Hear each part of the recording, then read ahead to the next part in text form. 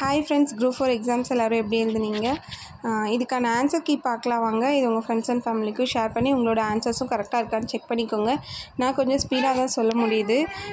So நீங்கள் first நான் 25 மார்க்ஸ்க்கு சொல்கிறேன். அதுக்கான ஆன்சர்ஸ் ஃபஸ்ட்டு செக் பண்ணிக்கலாம்.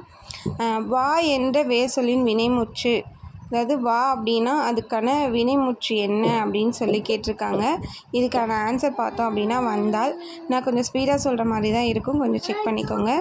செகண்ட் ஒன், ராமன் வந்தான் எவ்வகை தொடர் என அறிந்து எழுதுக. அதாவது ராமன் வந்தான் அப்படின்னா எழுவாய் தொடர். ஓர் அடியில் முதல் 3 4 சீர்களில் முதலெழுத்து அளவொத்து நிற்க இரண்டாம் எழுத்து ஒன்றி தொடுப்பது டேஸ் எதுகை ஆகும். மேற்கதுவாய் எதுகை. இச்சொல்லின் பொருள், அதாவது நடந்தள உலகம் அப்படின்னா என்னென்னா அகன்ற உலகம். பழமொழியினை நிறைவு செய்க. மரத்தை இலை காக்கும், மானத்தை பணம் காக்கும். மோனை சொல்லி கண்டறிக. நந்தவனம் கண் திறந்து. இதுக்கான இது பார்த்தோம்னா நந்தவனம் அப்படின்னா நற்சமிழ். பொருத்தமான பொருளை தேர்வு செய்க. நெல்லிக்காய் மூட்டை அப்படின்னா அதுக்கான ஆன்சர் ஒற்றுமையின்மை. விடைக்கேற்ற வினா அமைக்க. மீனாட்சி சுந்தரனார் தல புராணங்களை பாடுவதில் சிறந்தவர். தல புராணங்களை பாடுவதில் சிறந்தவர் யார்? செந்தமிழ் இலக்கண குறிப்பு வரைக. பண்புத்தொகை. காவிய தரிசனம் என்னும் வடமொழி நூலின் தமிழ் நூலாக அமைவது தண்டி அலங்காரம்.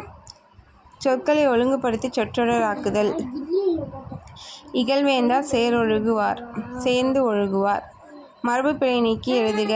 இல்லத்தின் அருகே புதிதாக கூரை போட்டார். கூரை வேந்தனர். பொருந்தாத சொல் ஓங்கல் ஓசை அப்படிங்கிறது இதில் பொருந்தாத மீனிங். எதிர்ச்சொல் ஊக்கம் அப்படின்னா சோர்வு. பிரித்தெழுதுக. நீளுழைப்பு என்பதன் பிரித்தெழுதுக. நீண்ட கூட்டல் உழைப்பு. படமாட கோயில், இதில் வந்திருக்க மோனை என்ன அப்படின்னு சொல்லி கேட்குறாங்க. ஒரு மோனை. எவ்வகை வாக்கியம் என அறிக. பூக்களை பறிக்காதீர் கட்டளை வாக்கியம். இமிழிசை இலக்கண குறிப்பு. இமிழிசைனா வினைத்தொகை. மல்லிகை சூடினாள் என்பது பொருளாகு பெயர். மல்லிகை சூடினாள் என்பது பொருளாகு பெயர். பயனில்லாத கலர்நிலத்திற்கு ஒப்பானவர் கல்லாதவர். திருக்குறளின் வழியில் துன்பப்படுபவர் நாவை காக்காதவர். நச்சப்படாதவன் செல்வம் நடுவும். நச்சு இக்குறளில் இடம்பெற்றுள்ள அணி உவமை அணி.